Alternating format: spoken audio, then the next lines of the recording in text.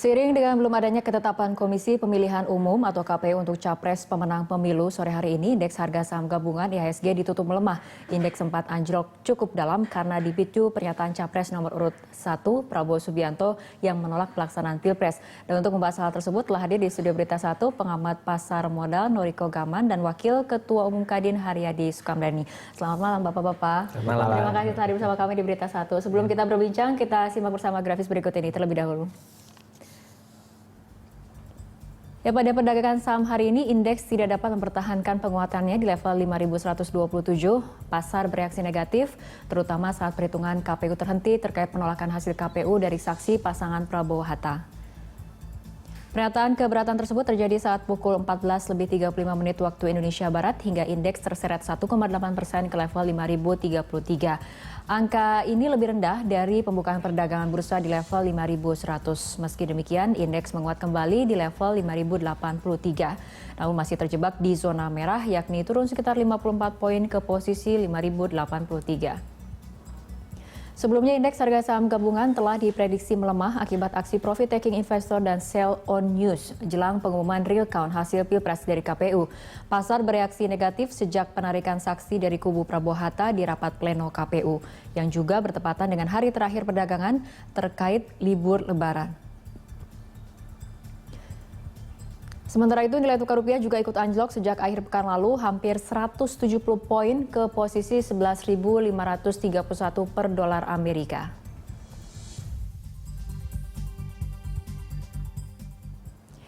Ya, pemirsa, perbincangan kembali kami lanjutkan. Kita akan membahas dulu mengenai pasar modal seperti itu ya Pak Noriko. Kita ke Pak Noriko. Di pileg lalu kita sempat mengenal ada Jokowi Effect seperti itu. Begitu pula pada saat pemilu kemarin ya, pada saat 9 Juli juga ada Jokowi Effect. Ini pada saat rekapitulasi nasional berlangsung dari mulai pagi sampai sore hari ini, bagaimana ini efeknya sebetulnya ke pasar atau ke market? Sebenarnya pasar itu sudah mengantisipasi situasi-situasi yang akan dihadapi pasca pemilu dan juga pengumuman KPU ya. Tapi yang tidak diduga itu adalah statement yang dinyatakan oleh Pak Prabowo.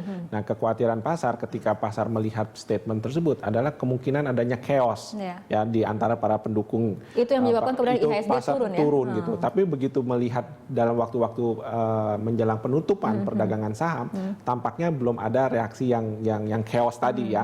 Dan akhirnya pasar lebih confidence lagi sehingga mulai membaik ya, walaupun di dalam teritori yang negatif ditutupnya pada hari ini. Tapi kalau kita melihat respon pasar, terutama para investor asing sebenarnya memiliki suatu ekspektasi sebagian besar adalah bahwa Pak Jokowi JK ini yang diharapkan lah untuk menjadi pemimpin baru Indonesia di pemerintahan berikutnya. Dan ini yang kita lihat adalah bagaimana reaksi pasar yang sesaat sifatnya.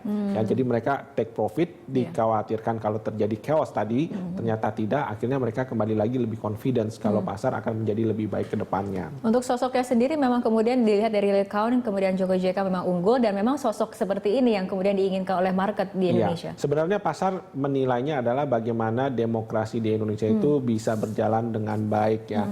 Dan juga dalam hal ini kita melihat bagaimana kedewasaan politik dari elit-elit politik kita yang menunjukkan juga bagaimana nanti mereka dalam memimpin Indonesia. Karena itu hal yang penting.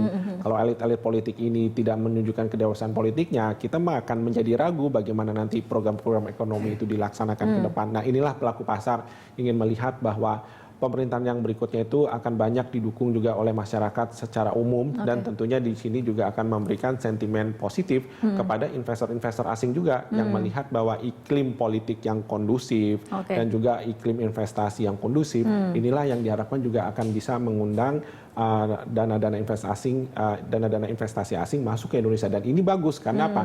Bisa menciptakan lapangan kerja bagi penduduk Indonesia dan juga mendorong pertumbuhan ekonomi ke depan. Oke, Pak Noriko, itu dari kalangan market seperti itu. Nah, dari kalangan dunia usaha, para pelaku usaha, bagaimana kemudian menilai? Ya, kalau dari dunia usaha, saya rasa sama lah ya. Karena di pasar modal juga pelakunya juga pelaku usaha juga.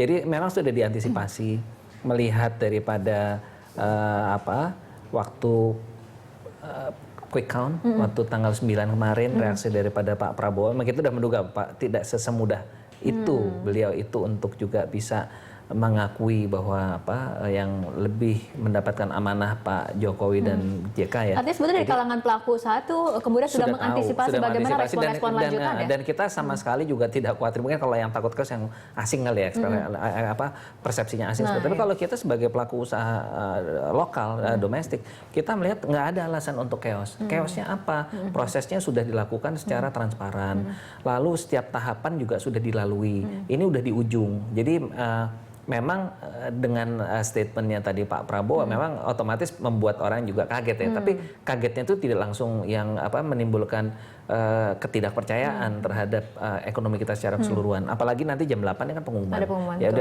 pengumuman dan itu memang seharusnya begitu. Apapun yang terjadi, apalagi ini sudah 90%. Sekarang udah 100% rekapnya. Jadi kalaupun Pak Prabowo mundur tidak akan mengganggu proses daripada penetapan presiden ini, dan itu menurut saya juga sudah sesuai dengan proses tata cara dan aturan yang ada kan. Jadi nggak bisa juga dibilang bahwa pilpres ini cacat gitu. Saya rasa tidak seperti itu. Oke, Bapak-bapak, kita sambil perbincangan, kita ikuti jeda berikut terlebih dahulu.